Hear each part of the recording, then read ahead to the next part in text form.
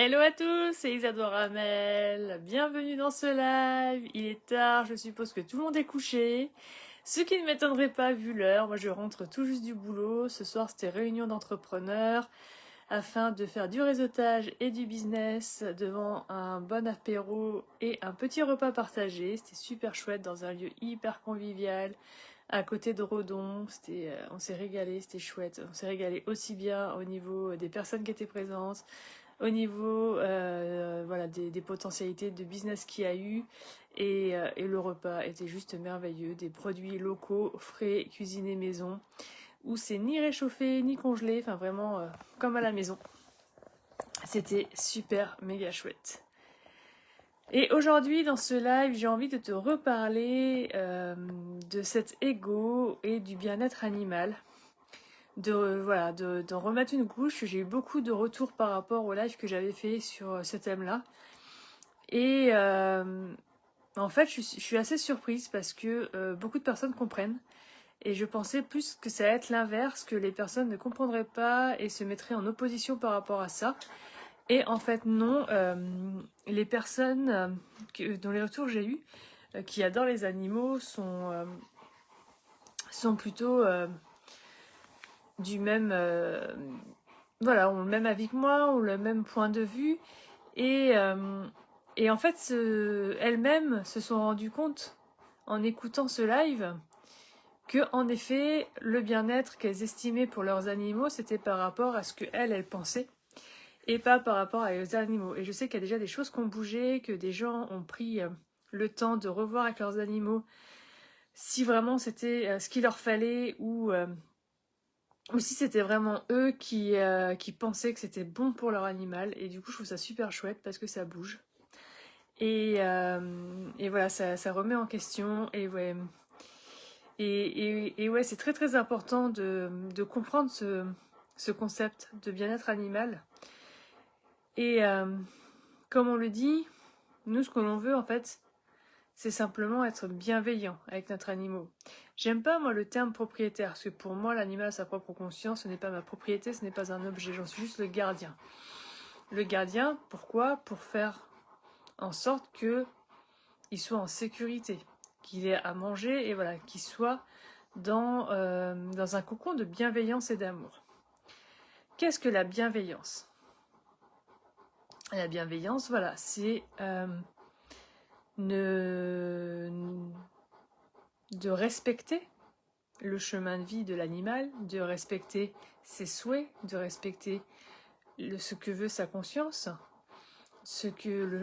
respecter la vie qu'il a à faire, le cheminement qu'il doit faire dans cette incarnation, et le mettre en sécurité.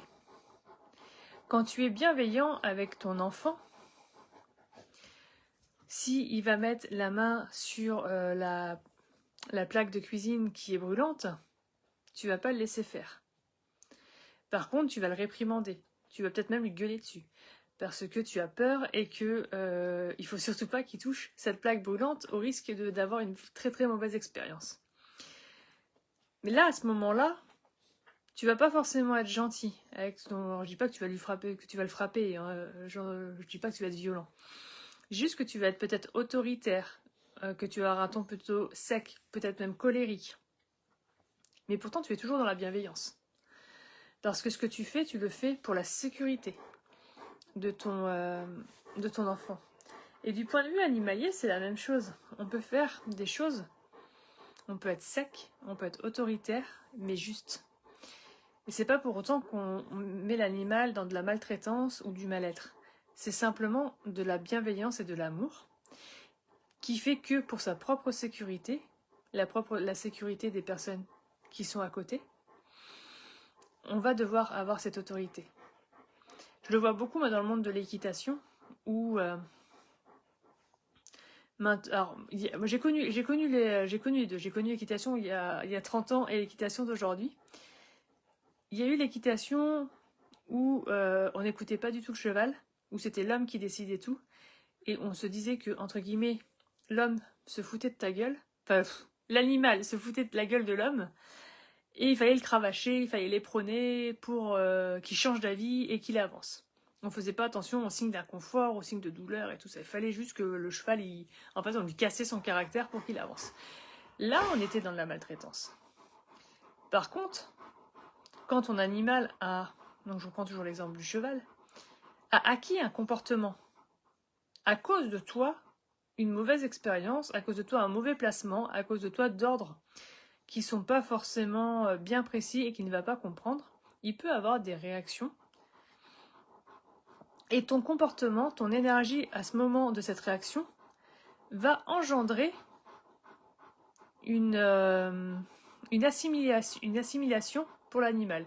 Donc l'animal, pour lui, va dire « Ok, si je fais ça, la situation s'arrête, je suis apaisée, il y a quelque chose qui se passe de calme derrière, de doux, ou par exemple le cheval qui va se cabrer fortement. Le cavalier a peur, il descend.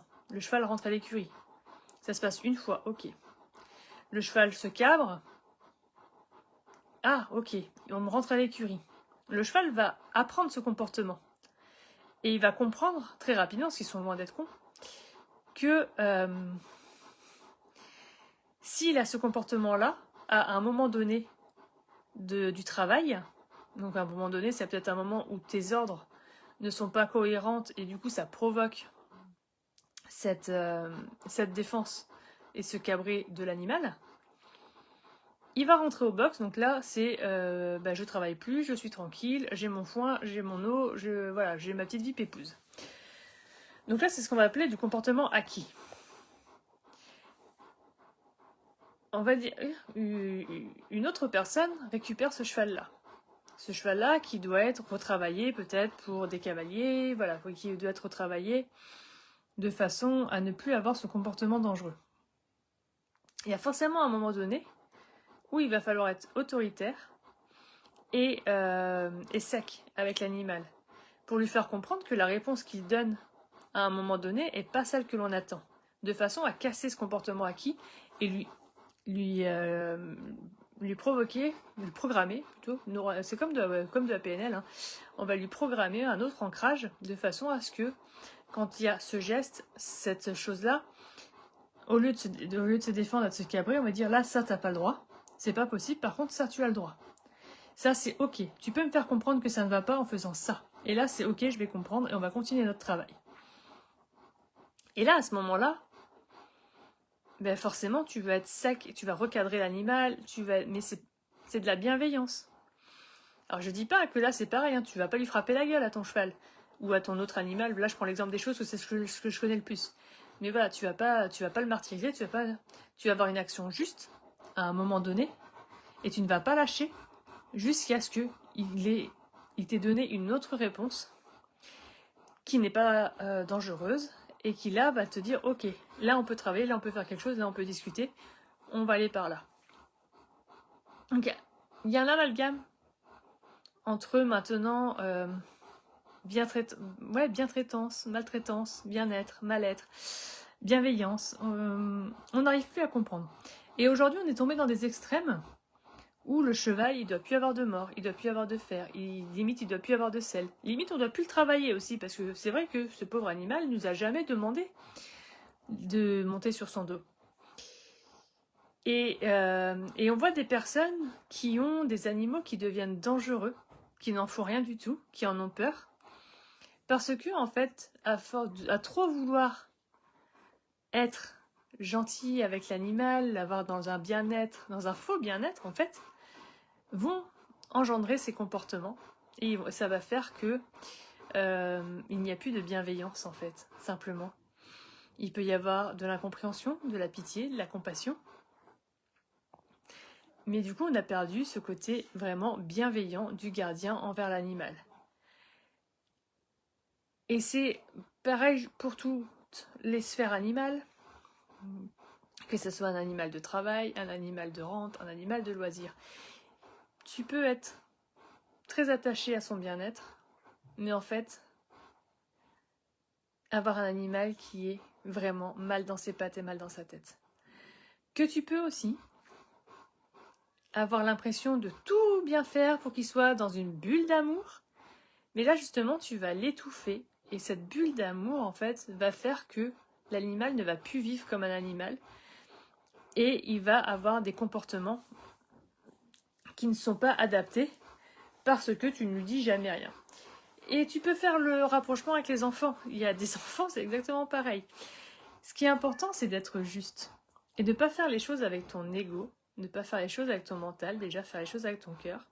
Suivre ce que l'animal demande, parce que l'animal sait ce qu'il veut, et quand il se met en défense ou quelque chose, il sait t'expliquer comment c'est arrivé, et tu peux lui expliquer toi aussi quel comportement tu souhaites à la place.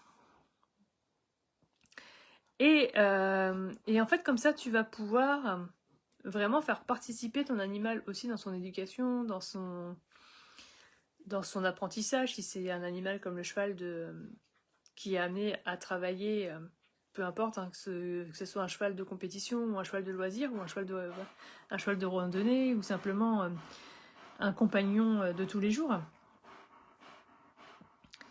Parce que c'est important en fait, à la fois lui pour qu'il soit bien dans ses pattes et bien dans sa tête, pour pas qu'il soit dangereux pour toi, et que voilà, il y ait une écoute, une entente mutuelle.